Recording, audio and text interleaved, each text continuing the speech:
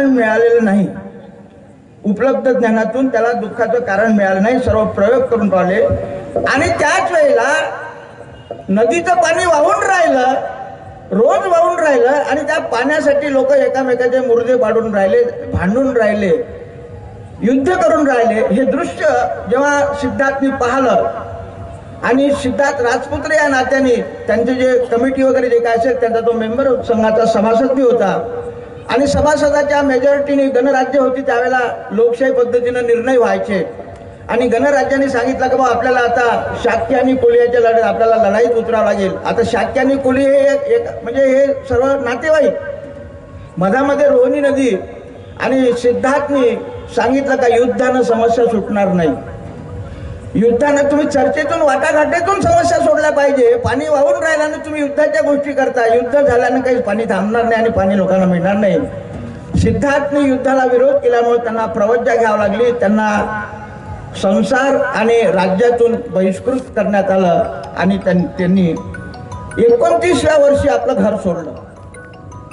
घर सोडल्यानंतर त्यांनी 6 वर्ष आपल्याला सांगण्यात आलं की बुद्धाला पिंपळाच्या झाडाखाली ज्ञान प्राप्त झालं। मित्र, एका ठिकाणी बसून कोणाला ज्ञान प्राप्त होत नाही, त्यासाठी चिंतन करावं लागते, प्रयोग करावे लागतात, अनुमान अंदाज थेसिस मांडावं लागतात। सिद्धार्थनी भलाई ते पिंपळाच्या झाडाखाली बसले चिंतन करायला, यात काही शक नाही, ज्ञान प्राप्त झालं आपण हे मानून घेऊ।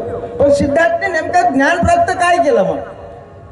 तर सिद्धार्थने जे 6 वर्ष जे ज्ञान प्राप्त केलं, तर पहिले त्यांनी सृष्टीचा या घटना रात्र जागून नुसते झाडाखाली डोळे लावून नाही बसले, तर या सृष्टीमध्ये ओपन स्पेस या आकाशामध्ये ज्या घटना घडत होत्या ग्रह ताऱ्यांच्या, 15 दिवसानं कुठं गेला इथं, त्याच्या सर्व घटनांचा त्यांनी अभ्यास केला। दुसरी अभ्यास केला त्यांनी निसर्गाचं जे चक्र आहे, ऋतुचक्र, याच्यामध्ये कसे चेंजेस होतात, त्याचा मानवी स्वभावावर मानवी वर्तनावर कसा प्रभाव पडतो।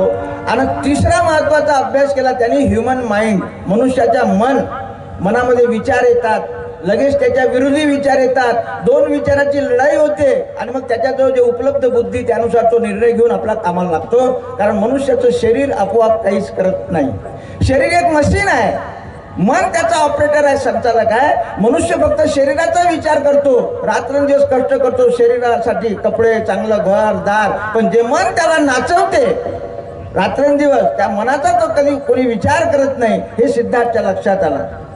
आणि मनामध्ये जे प्रवृत्ती कशी, दुःख झालं की डोळ्याला पाणी येते, भूक लागली का जिभेला स्त्राव सुटले, हे सर्व ऑटोमॅटिक आहे, अचानक काही झालं तर छाती।